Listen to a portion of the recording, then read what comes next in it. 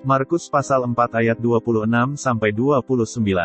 Lalu kata Yesus, beginilah hal kerajaan Allah itu, seumpama orang yang menaburkan benih di tanah. Lalu pada malam hari ia tidur, dan pada siang hari ia bangun. Dan benih itu mengeluarkan tunas, dan tunas itu makin tinggi. Bagaimana terjadinya tidak diketahui orang itu. Bumi dengan sendirinya mengeluarkan buah, mula-mula tangkainya, lalu bulirnya, kemudian butir-butir yang penuh isinya dalam bulir itu.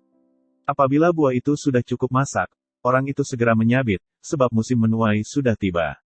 Seorang petani akan berusaha semaksimal mungkin untuk mencari benih yang terbaik, berusaha untuk menggemburkan tanah supaya menjadi subur, dan melihat musim yang terbaik untuk menabur.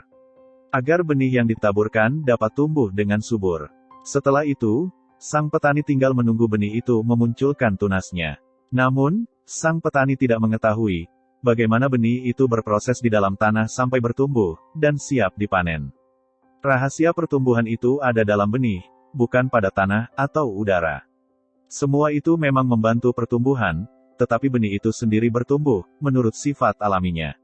Kisah dalam perumpamaan ini mengajarkan kita bahwa, setiap benih firman yang disampaikan akan berbuah seperti dijelaskan dalam Markus pasal 4 ayat 28-29. Demikian pula ayat 27 memberikan penjelasan bahwa, firman itu bekerja secara tersembunyi dan rahasia, tak terlihat mata. Namun Tuhan membuat benih firman yang didengar setiap telinga, dan tertanam dalam pikiran, jadi bertumbuh dalam kehidupan orang yang mendengarnya. Tidak ada orang yang tahu, bagaimana firman itu bisa berproses, hingga kemudian bertumbuh dalam hidup seseorang. Hanya Tuhan yang tahu. Maka, ketika kita mendengar firman Tuhan, firman itu akan bertumbuh tanpa bisa dilihat oleh mata jasmani kita.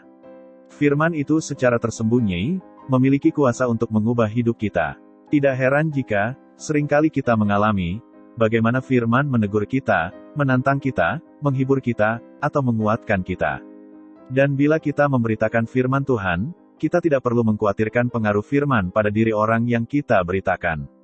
Kita tidak perlu mencemaskan, apakah orang mau menerima, atau malah menolak firman yang kita sampaikan.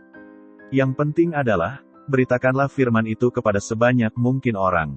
Lalu hasilnya, serahkanlah semua itu kepada Tuhan.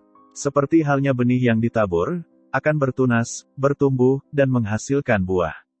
Demikianlah firman Tuhan dalam diri setiap diri orang yang bersedia mendengar. Tuhan berjanji, bahwa firman-Nya tidak akan kembali dengan sia-sia, melainkan akan mencapai maksudnya. Amin. Selamat pagi, Tuhan memberkati.